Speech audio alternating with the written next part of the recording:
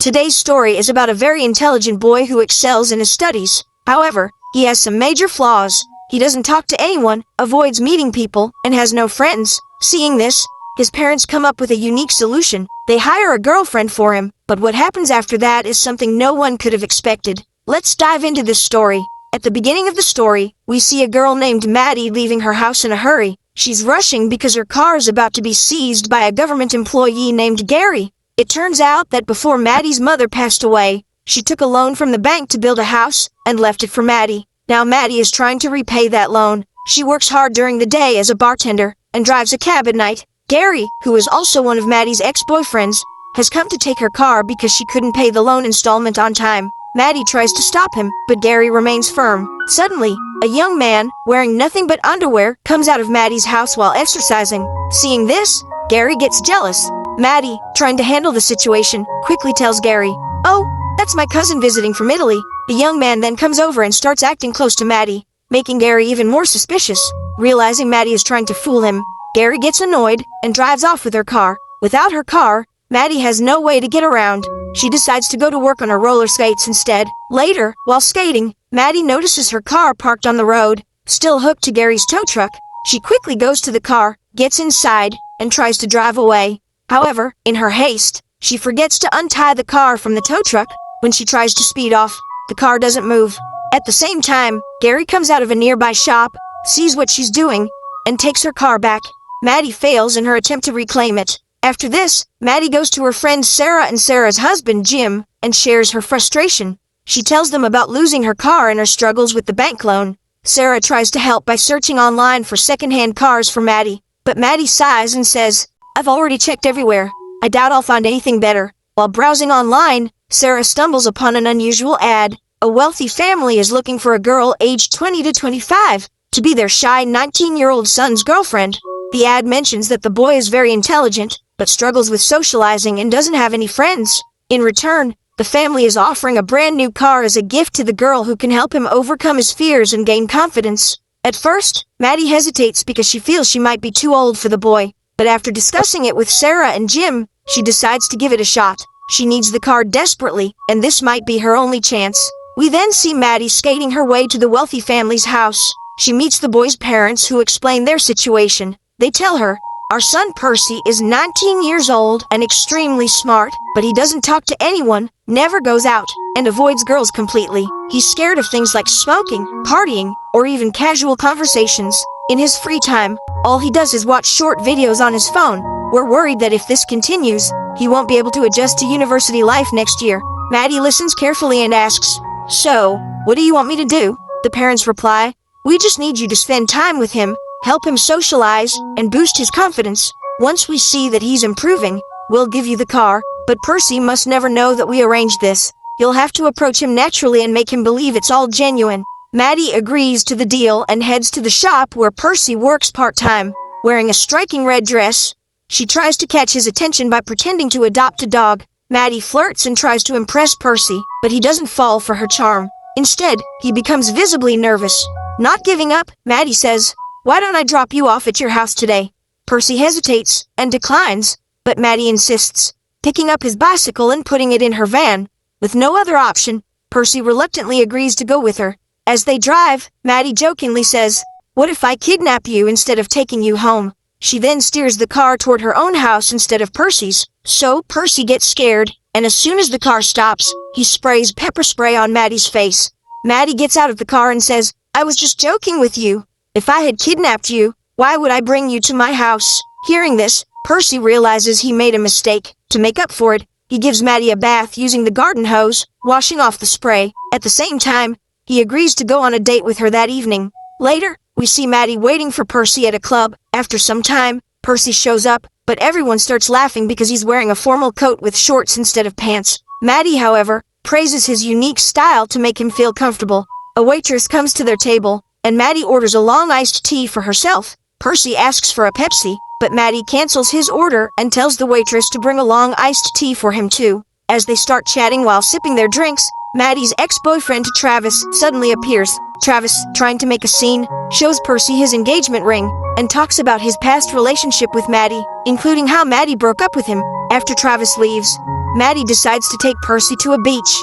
However, the beach was off limits after 8 p.m. Percy hesitates because he doesn't know how to swim, but Maddie encourages him. When Percy refuses to take off his clothes, Maddie boldly takes off her own and jumps into the water. Feeling pressured, Percy also removes his clothes and joins her. While they are in the water, a group of people sneaks in, steals their clothes, and starts walking away. Maddie, furious, storms out of the water in the same condition, beats them up, and retrieves their clothes. She goes back into the water and tries to get close to Percy, but Percy, feeling uncomfortable, tells her, "I feel strange doing this. I don't really know you yet." Maddie, annoyed by his response, storms out, sits in her car, and prepares to leave. Percy tries to get in the car, but Maddie refuses. She tosses his clothes out but keeps his phone, forcing Percy to hang onto the car without clothes. Despite this, Maddie drives off, and Percy clings to the car. The situation becomes chaotic when the police notice and start chasing them. To escape, Maddie drives recklessly and narrowly avoids a major accident as a train speeds past them. Later, we see them at Maddie's house. Maddie tries to lighten the mood by playing songs to attract Percy's attention, but he still doesn't fully understand her intentions. Suddenly, Percy starts feeling itchy and notices he has rashes. Maddie helps him by applying medicine. During this time, they start talking, and Percy apologizes to Maddie, saying, "Maybe it's my zodiac sign acting up, but things just didn't work out today. Let's try again tomorrow." Maddie agrees. The next day, Maddie and Percy meet again. They go to various places, have fun, and spend quality time together. Sitting in a quiet spot, they start having a heartfelt conversation. Maddie opens up about her family and how her father never accepted her. Percy listens attentively, and after a while, they share a kiss. While there, they meet Percy's friend Jody. Jody and Maddie chat for a bit, but when Percy steps away, Jody warns Maddie, saying, "What are you doing with him? He's just a kid. I know girls like you. Don't think his parents' money is his. If anything happens to Percy because of you, I won't let it slide." In the next scene, Percy and Maddie dress up and go out for dinner. At Maddie's encouragement, Percy gets on stage, plays the piano, and sings a song. His performance impresses everyone, and they cheer and clap for him. Afterward, Percy's friend Natalie approaches and invites him to a party, saying, "It's going to be so much fun. We'll both be at university soon." Percy excitedly agrees. After Natalie leaves, Percy tells Maddie, "She's such a nice girl. We'll go to the party together, and I'll also get my driving license." Percy, with a smile, tells Maddie, "I'm getting a license so I can drive myself on weekends and come to meet you." It was clear from his expression that Percy was getting deeply attached to Maddie, and Maddie was starting to realize this as well. After dinner, the two leave the restaurant, and in the car, Percy starts drinking. He suddenly confesses to Maddie, "I'm ready for you now. I've fallen in love with you, and I want to get intimate with you." Maddie, trying to handle the situation, says, "You've had a drink, and in this state, you won't enjoy your first time. Let's save it for another day." But deep inside, Maddie feels terrible. She remembers the deal she had with Percy's parents, that she's only with him because of an agreement. Percy, unaware of all this, is taking things very seriously, and Maddie begins to feel guilty about playing with his emotions. The next day, Percy confidently tells his parents, "I'm getting my driving lessons now." His parents are thrilled to hear this, but then Percy adds, "I have a new girlfriend named Maddie, and I don't want a long-distance relationship with her, so I'm not going to the university anymore. I'm grown up now and can make my own decisions." Afterward, Percy takes his dad's car and drives off. Once he's gone, his parents call Maddie and remind her of their deal. They say, "The deal was that you'd get a car for convincing Percy to go to university.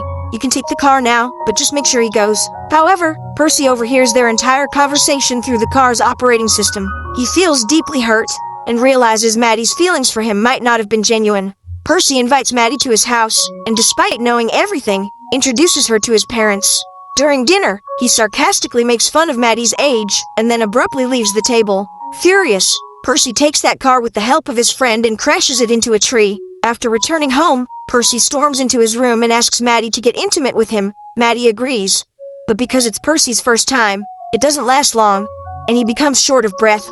Afterward, Percy reveals, "A tree has fallen on your car." Maddie immediately understands that Percy knows the truth about the deal. Percy, filled with anger and disappointment, says, "I thought you really liked me, but I was just a joke to you." Maddie pleads, "No, Percy, you're wrong. I really do like you. The deal was only to save my house, but I genuinely care about you and love you." Despite her explanation, Percy angrily tells Maddie to leave. Maddie returns home, heartbroken. She feels guilty for hurting Percy's emotions. While Percy goes back to his old habits, playing games and watching short videos. One day, Maddie gathers the courage to meet Percy again. She tells him, "Our friendship was real. I'm truly sorry, and I've been cursing myself for what I did to you." Maddie follows him, trying to convince him, but Percy is still angry and refuses to listen. He gets into his car, but Maddie doesn't give up. She stands in front of the car, blocking his way. Maddie pleads, "I just want to talk to you." Percy coldly responds, "I don't care about you anymore. Leave me alone," and starts driving. As Percy drives toward the beach, Maddie clings to the car, shouting for him to stop. The car suddenly veers into the sea, and Maddie falls into the water. Percy immediately stops the car, jumps out and rescues Maddie, pulling her to the shore. Maddie, shivering and emotional, says, "I'm so sorry, Percy." This time, Percy breaks down and hugs Maddie tightly, forgiving her as they both cry. In the final scene, Percy is seen packing his bags and getting ready to leave for university. He bids goodbye to his parents and steps outside. To his surprise, Maddie is standing there with a playful smile, asking, "Does anyone need a cab?" They both laugh, and the story ends on a sweet and happy note, filled with romance and fun. If you enjoyed this story, don't forget to like the video and subscribe to the channel for more funny and heartwarming stories.